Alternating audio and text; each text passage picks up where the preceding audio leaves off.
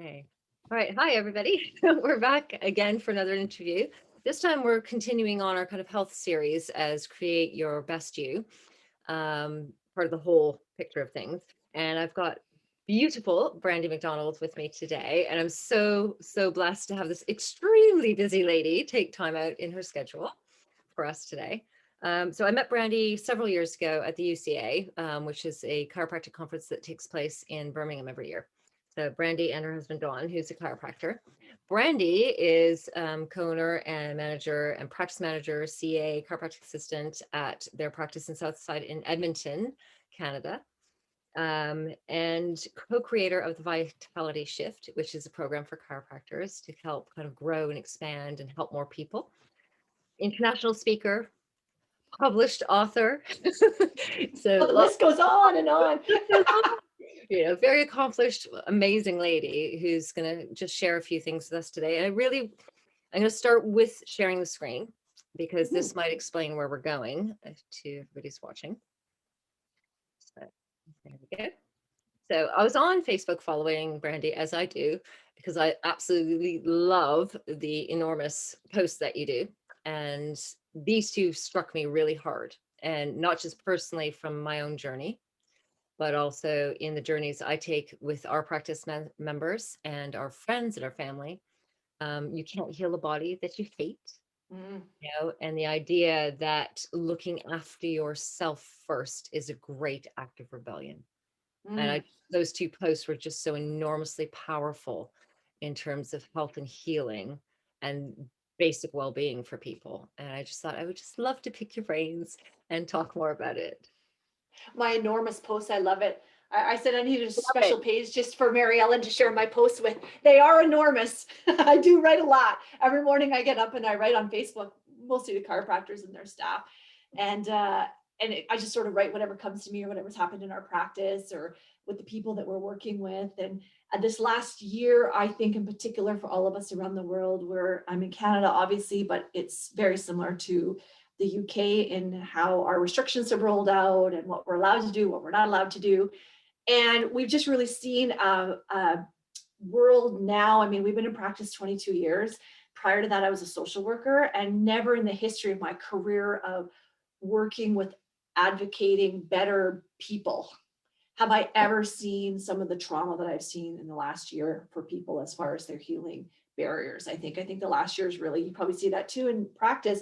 The last year has really been such a dramatic shift for people because there's such a sense of uncertainty and there's such a sense of fear, I think, for what the future will bring because we just don't know.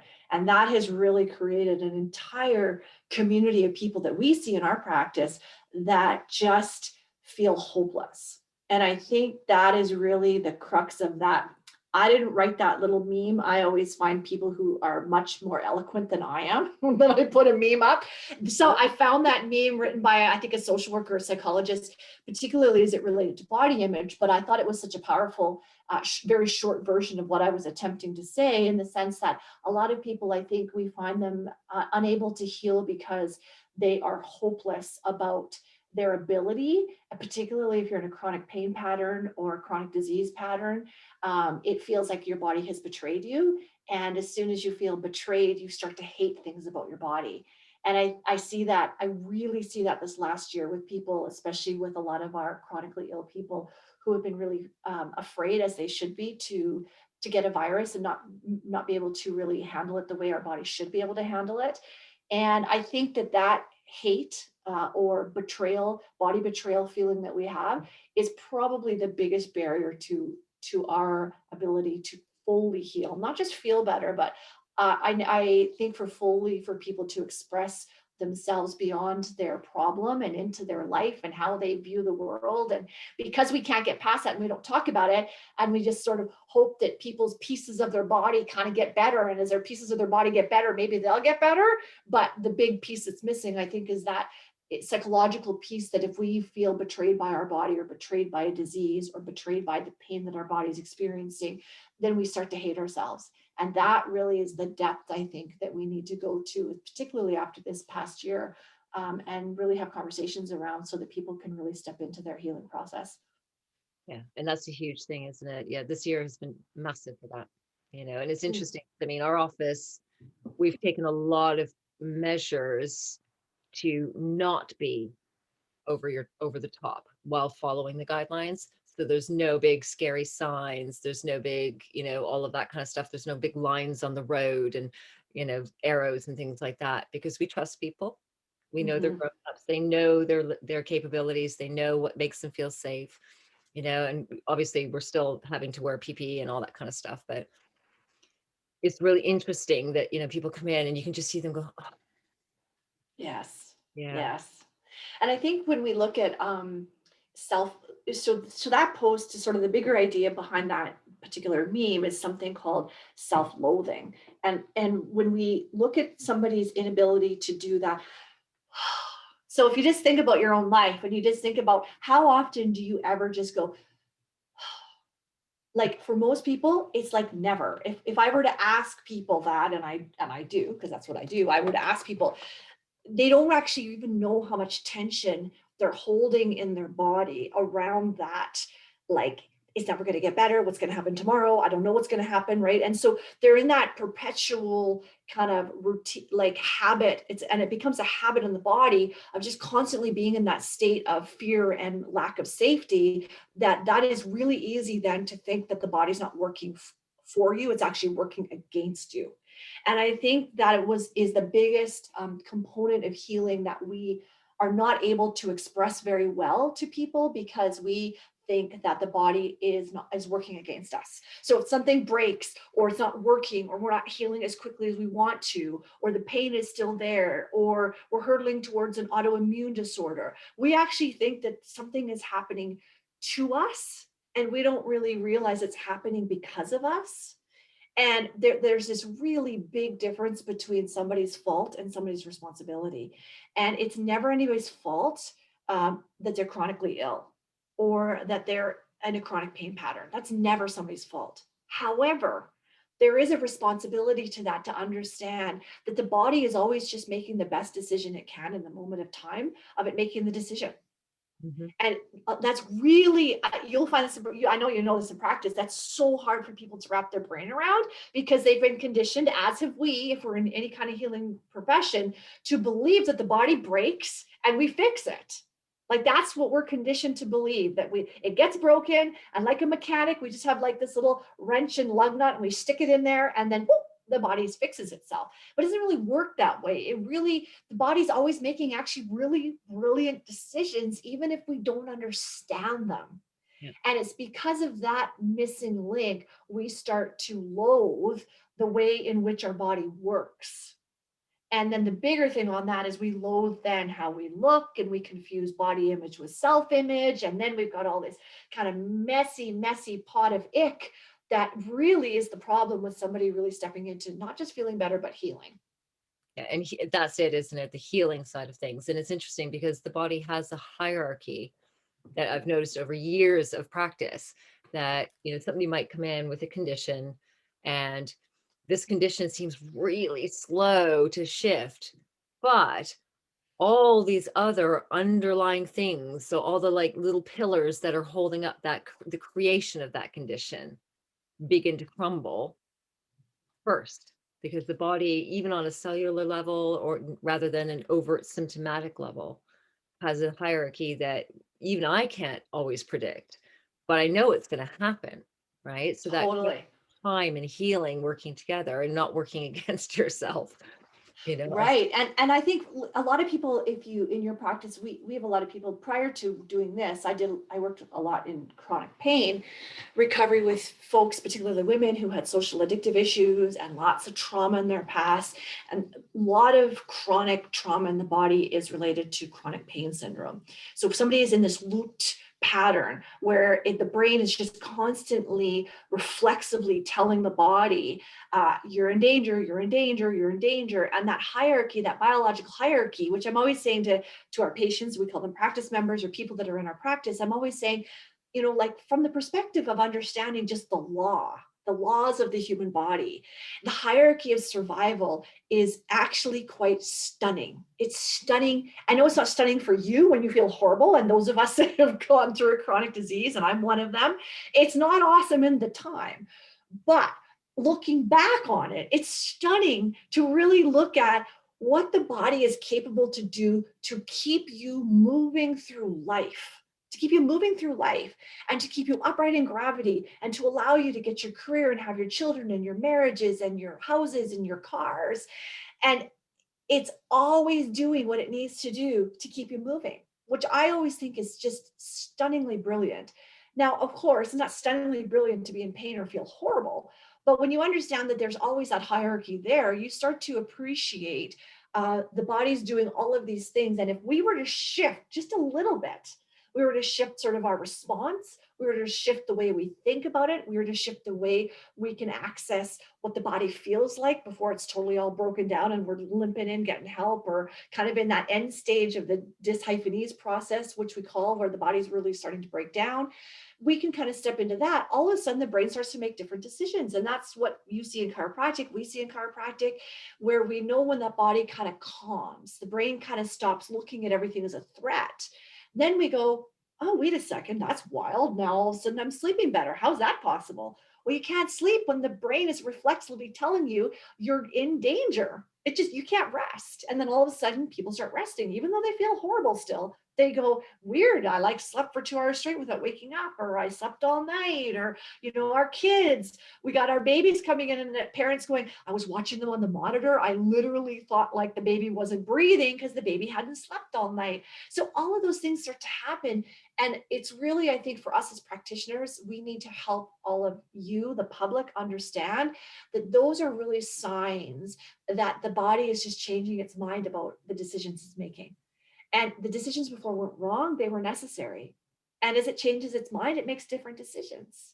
And when we start to really appreciate and acknowledge that, we stop loathing or hating or feeling betrayed by what is actually happening, because we understand there is a biological set of laws that the body and the brain always follow. Yeah, it's amazing, isn't it? And it is, I know, because, you know, both of us love Joe Dispenza. And one of the key things he always says, you know, you can, when you get into the state where things are starting to shift and you have more capacity for change, you start to understand the hierarchy and how your body works and all that kind of things. And one of the questions he always asks is like, is this loving to me? I love that question.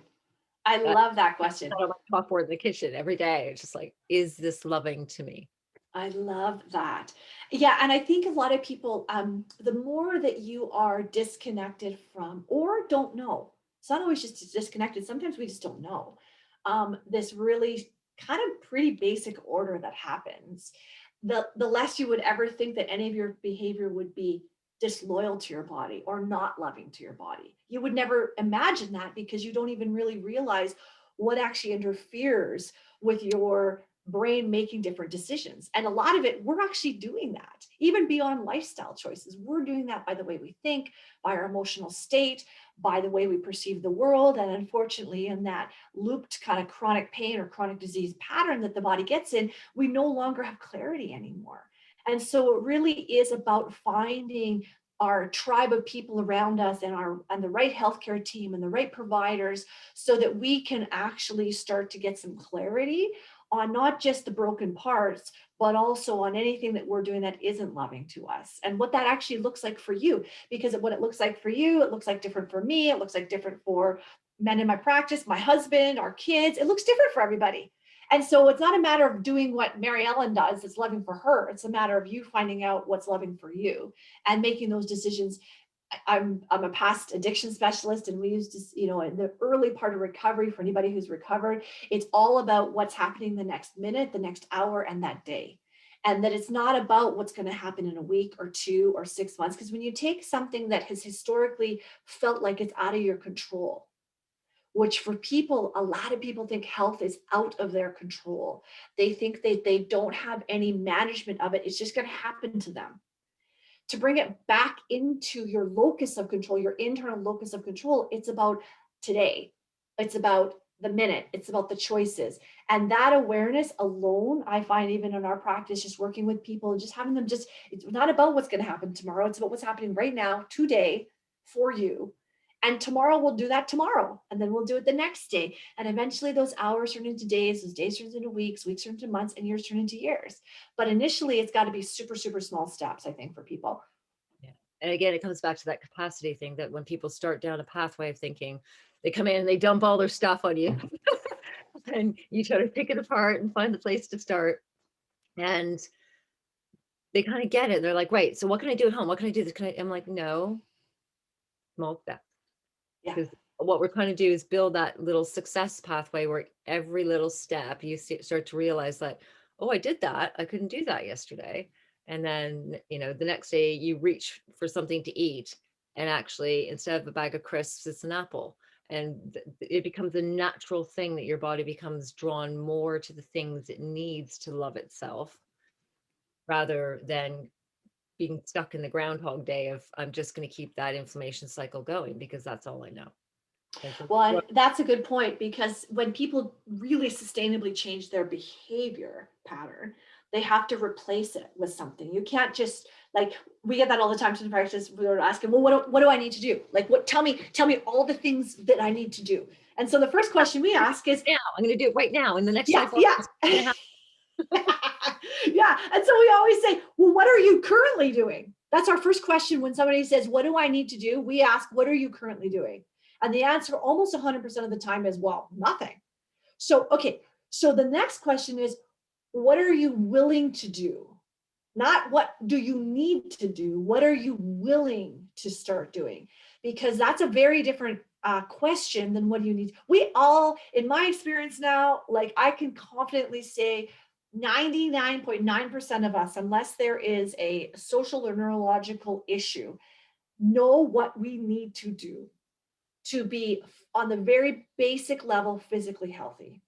And I mostly work with chiropractors today, and they could list off the list of things that they need to do. However, what are they willing to do is a different conversation, because it doesn't mean, because most people don't have, like you said, the internal capacity or the internal resource to do all of those things, because we do have really crazy lives and a lot of stuff that are dumped into our laps every day to handle. So it's not a key of adding more things. It's a key of replacing maybe something with something else. And then you're still doing the same thing, same time, same hours in your day. But like you said, it's not a crisp, it's an apple perhaps, or it's, the alarm, and we're not going to set the constant like beepers where, you sludgingly get up for 2 hours in the morning, right? So it's just little things like that are probably going to make more of a capacity for you to move forward than just trying to get a list of things to start doing, because really the reality is most people don't sustain that.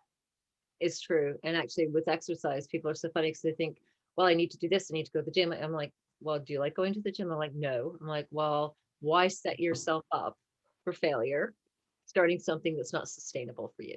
What do you like to do? I like to take walks. I'm like, well, do it, go for, just speed up a little bit, and find the joy in the movement, because the more joy you find in the movement, you're willing to try other things and step outside your comfort zone. Maybe go hill climbing, or maybe go for a sea kayak, or if outdoors works for you, then find the things that you love to do, because otherwise it's just not sustainable to torture yourself doing something you hate, right? Which is that hate your body thing. Exactly. And if you are in any kind of have to, not want to, that is what we hate. Everybody, like, you have to do something you don't want to do, like you dread it. And so what you want to do, and also I think it's giving you the permission as well to also say when you don't want to. And I really believe that a huge component of what we do with our people is we want them to be able to tell the truth. And the truth is, they say the truth shall set you free. That I literally could not think of a better thing to say than that particular saying, because anything that we keep that just is like lives in our body as big unsaid things just breeds. It breeds like a little like germy disease, and it just continues to live in there. And so we never say what we need to say, and we never say, I just don't want to. And I think we need to give permission as practitioners, people to say they don't want to. And I think that is very freeing for people, because that's the difference between fault and responsibility.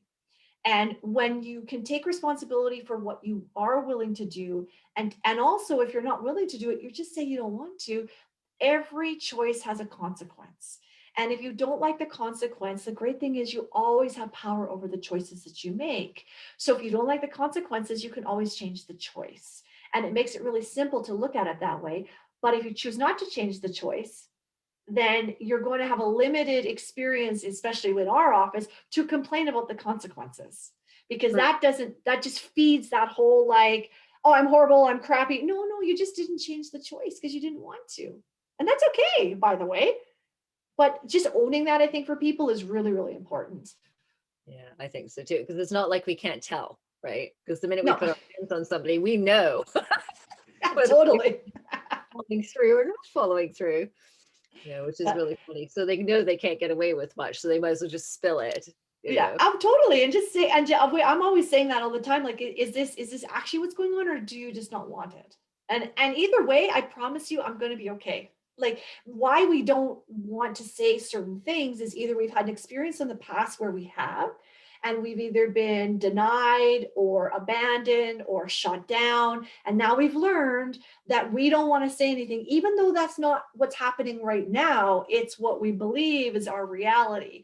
And so then we don't say anything at all. But or we think it's going to affect the other person. And so this is where I think practitioners could get better at what they do, because we need to learn as practitioners not to take so much responsibility for people's own personal responsibility, and be okay with, as long as I've really believed in informed decision making for people. I believe if people have all the information and they still make the choice, kudos to them. My job is not to make them make a different decision, No, ever. There, if they feel like they have done what is in the best interest of themselves at the time or their family, that is the place that we stay. I'm happy with that. And that doesn't mean that decision has to be the same tomorrow. Perhaps tomorrow they'll change their mind, and I'm still okay with it, because it's not my life, it's their life. And so I think really reinforcing that for people also allows people to feel just more comfortable in saying what they need to say and doing what they need to do to make different choices, so that they do get different results as it relates to healing. because I think part of that too is that empowerment cycle, where again you come back into those small steps where people have been kind of trained in a different system to not think about it, to do what they're told, and just get on with it, as opposed to actually let's just sit and think about this, because this is your life and your decision, and what you're creating here might not be what you think you're creating. So let's just talk about that and then what comes next. And it's interesting because I think when people are empowered to make those choices and to voice, like, well, I don't know if I can do that, or I won't do that exercise, or, I want to do this, I want to do that, but I can't do that because somebody won't let me. Mm-hmm. Mm-hmm. So again, it comes back to that. The other meme on the other side about the greatest rebellion is actually that self-knowledge and that self-awareness. Because I think when you're a bit more grounded in that, you increase your capacity again to actually look for those things that are loving to you, which is a conversation people don't even have No, self ever. no. And honestly, to be fair to a lot of people who are in that cycle from the back to the hierarchy, the biological hierarchy, is that when you are in that systemized looped pattern where the brain is just reflexively telling the body, dude, you better back up, back out, and stop. Because if you continue forward, there's something's going to happen. Even if it's not, right? I really veer away in our office today about talking about the word stress. Because stress has been so bastardized to such a degree that we think it's about stress management, emotional stress. And, we have typically, this is not all the time, but for a lot of our male patients, stress doesn't make sense to them from that perspective, that word stress. So we really are looking to show people that reflexive fear response that really drives a lot of our physiology, when they're in that, you don't actually have any awareness. And so even from the practitioner's perspective in our office, we're not even capable to have that conversation with somebody or able to have that conversation until they can hear it when that reflexive response dials down. Because then, of course, what happens is the body makes different decisions. And so those of you that have had chronic pain, disease processes, chronic illness, and somebody were to say to you, is that loving to you? You probably feel like taking their head off. So I just think back in the days where I was really, really chronically ill. And if somebody would have said that to me, I'd have been like, in my mind, I was doing everything I needed to do, but my body was just betraying me. And it would take me to physically feel better first, which meant I had to dial that system down so my brain could actually calm my system, because the system can't heal in that reflexive fear response to heal. And then I could hear it for what it was. But early on, if somebody would have said that, so if you heard that and that sort of gave you a bit of a trigger, which I know it will for some people, that's all that's happening. Is it just the brain is just, nobody cares about loving yourself when you are in that state of either that chronic breakdown or chronic disease pattern. And you do have to start to feel a bit physically better. But the real long-term work, I believe, comes in what we're talking about, is really that work around not even mindset, it's around our body awareness and how much of that is driving the way we view the choices that we make. And then it comes back to that willingness. What are you willing to do? Yes. And with a lot of the chronic things that are going on too, I think, particularly in the society and the way people are raised, there's a pill for everything. So why isn't it working?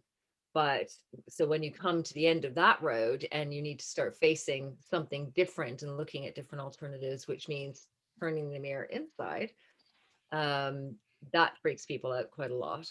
Yeah. But I think in terms of chronic conditions, nothing changes until you change.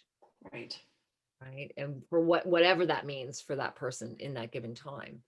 So, because I know with your background, with all of the things that you went through, you did get to that point. Yeah. But people are incredibly unkind to themselves and impatient with themselves.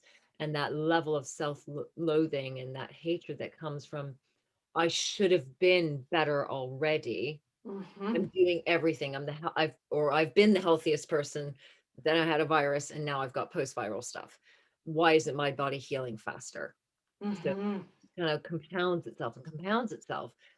But they haven't come out of that stress loop. They're still in that stress loop where they're still driving in the same way they drove, kind of like driving on a nice summer day versus driving with 10 foot of snow on the road, with the same mindset. You can't drive your body that way with the same mindset for healing.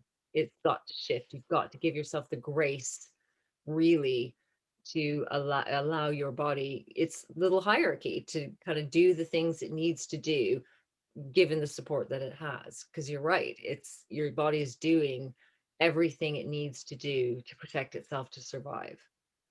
Well, in post, I think a lot of folks over this last year, where really life was pulled out from underneath their feet, the way in which we sort of mindlessly went about our lives for a lot of people, all of a sudden became very mindful, in the sense that there wasn't the ability for a lot of people anymore to be running around outside of their homes per se.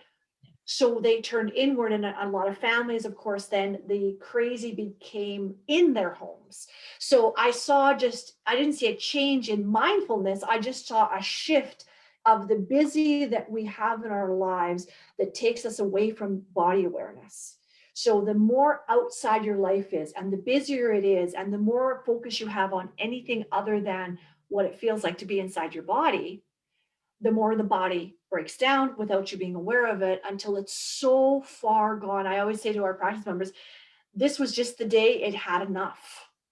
It's had enough for some time. This is the day you listen to it and said, oh, where did that come from? I just woke up that way. No, you actually didn't. And if we were to retrace back a lot of our steps back, either months or years, for most people it's years, it was warning you for some time. You just were busy. So I didn't see what we'd hoped. I think early on, March, April, we thought, everybody's at home and they're shifting their priorities and people are going to become a little more mindful. But what we observed really for a lot of our families was it just shifted to being in their house. So now they were homeschooling kids where they never had to do that before. They were working from home. So parents had like desks set up in living rooms and the kids had their desks, and people are the same busy, except that they now can't leave one another. So yeah, the same feeling in four walls, which in some ways, for a lot of people, they said it was worse. And I contend it was the same. It was just more obvious, because when you can spread yourself thin around driving kids to activities and driving to work and coming home and, driving for suppers, and a lot of this, like, our partners, we pass like ships in the night. We don't see one another because we're running around. Now you couldn't do that, but it was still there. And so I think I believe that over the next 10 years, the beauty of this time for many people will be this mindfulness that still has not come yet, around what it feels like to have everything stripped away, what's left. And what's left is, of course, your families are there. And of course, things that are important to you are still there. But I really believe that our evolution of healing has to be this ability for us to know what it feels like to be in our bodies. And I cannot tell you how many people I ask that question to. I ask it to our people. I ask it to chiropractors who have postgrads and graduate degrees. These are brilliant, brilliant practitioners. And very few people can describe what they feel like inside their body. And when you cannot describe that, you don't have an awareness of what is going on. And when you have no awareness, the body will break it down and break it down because you're disconnected from it. And I believe a huge component of the chronic disease process is trying to get people back into their body so that we can heal. But as long as you are disconnected, you are in that hatred, loathing, betrayal mindset, it's very hard to heal. It's not impossible. It's just much more complicated. Oh, yeah, you're fighting yourself. Yeah. Yeah. So you're kind of wasting an awful lot of healing energy fighting yourself when actually you could just be listening. Yes. Nurturing. And I sometimes get this from patients and also chiropractors. Well, I'm supposed to be happy about this. So I just want to clarify, when we talk about this, no, there also there also has to be an acceptance of the frustration that comes. And I'm saying this all the time to practitioners, I totally understand the frustration. Like I'm not even saying that I get it because I don't get it. I do get it. I get what it takes to spend years running around to specialists and trying to get somebody to give you an answer as to why this is happening. And it also takes years to get to a point where you realize that most people will never know why it's happening, because the body is not A plus B equals C. The body is A plus B equals C, D, E, F, G, H, I, that's the body. And so it is an unrealistic, expectation to expect that somebody is going to be able to tell you, especially when we're in a chronic cumulative breakdown process. So I'm not talking about that you fell off a roof and hurt yourself. I'm talking about where most people are is this chronic cumulative breakdown process. And you're never really going to get the answer that you're looking for, because we want somebody to tell us why. And sometimes it's probably a better use of our energy to look at not why did this happen, but why is this happening for me? And how can I reframe what I'm doing to really look at that and still acknowledge the frustration? Because I really do understand it. You can't just pretend you're not frustrated. And I don't want people to pretend they're happy when they feel terrible. But it is, you can actually learn to reframe that frustration and anger into something more productive when you're in that state, and that you can learn that. That's a skill that you can learn. Yeah, it's such an important skill, because again, like, it's showing that kindness to yourself again. And the conversation is often like, would you treat your child who's come home feeling like this the same way? Of course you wouldn't. So why are you speaking to yourself like that? Mm-hmm. And it's such a simple concept, but people are always shocked. Like, well, of course I wouldn't speak to so and so. I'm like, well, yeah, but that's how you're speaking to yourself every day, all day. No wonder Absolutely. you're exhausted.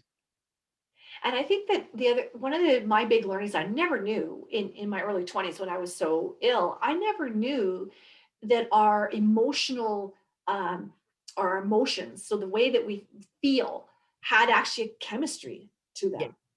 And so that is such a basic concept that I never knew that. I never knew that until I knew it. And so I really feel that a lot of people don't even know that the way some of those emotions, and there's lots of them. And actually, when I ask people how they feel, they can't give me the number one answer. And I've asked this thousands of times now, just for fun. And I ask it with all my coaching clients at the end of a call, and I ask them, how do you feel? And the number one word, what do you think they tell me? I don't know. Good. Oh, good. Fine. Good. Good. And 100 times out of 100, they say good. And 100 times out of 100, I say, that's not a feeling. And then they have to search for a feeling. And most people don't know what they're feeling. And this is not even a time of strain or stress. These are people that are pretty connected. We're not doing anything scary at that time, and they can't source a feeling, which tells me there is a feeling, but they're not aware of it. And I did not know that all of those feelings come with this chemistry to the body, and that it actually, you can study that. You can study the way the brain works when we have these emotions, whether it's shame or frustration or anger or love and forgiveness. And there's different chemistry that goes along with that, which means our body feels differently. So if we know that, then if we're in a chronic pattern of breakdown, and on top of that, we have these emotions that are chemistry orientated, and there's stress chemistry associated with it, which job biologically is to break the body down so it can get more energy to keep moving. Then we've got this is why we have this cumulative effect. And I think that's what we're talking about is in order to break apart this cumulative effect, we also have to start to identify what are some of those emotions. I mean, of course, that's why we love Joe so much. I mean, he just digs into this in heavy duty manner. If you've never done any of his work, I mean, you can do as simple or as complex as you want with him. But it just, that understanding really for people, it's stunning to them because they just had never heard that that's actually part of the problem or part of the solution. And it's both. Yeah. That recognition and awareness. Yeah, because it is like learning a new language, which is weird because you've been in your body for as long as you've been in your body. Right. Exactly. How weird is that? And you know, we don't have time for this, but we grow up just learning that, right? So we grow up learning to be disconnected from our bodies, and we learn it from our parents, we learn it from our culture, we learn it from our medical system, we learn it from practitioners we see, teachers. Like we learn it. It is such a cultural phenomenon. Not all cultures, but for sure Western culture and Western ideology and European ideology is really very separate from our bodies. And I mean, certainly if you go back to, you know, ancient China, and even today, I love acupuncture and the history of acupuncture. And, you know, I used to see an acupuncturist, and she did a study in China. And so she went and followed all these acupuncturists around, and in some of the small, this is even today, like 7 years ago, I think, she went to some of these small villages in China, and they did major surgery with acupuncture only because they did not have access to general anesthetic. So if you really want to stress your mind, start thinking about that. How is that possible that they can disconnect the brain from feeling the body, or vice versa? To do major surgery on people with just acupuncture. She said her as an acupuncturist who studied this and went, you know, and graduated and practiced, went there, and just even for her, it was beyond mind blowing for her to observe that. So, you know, I think that there's lots of mechanisms for us to look at that belief system is simply not true.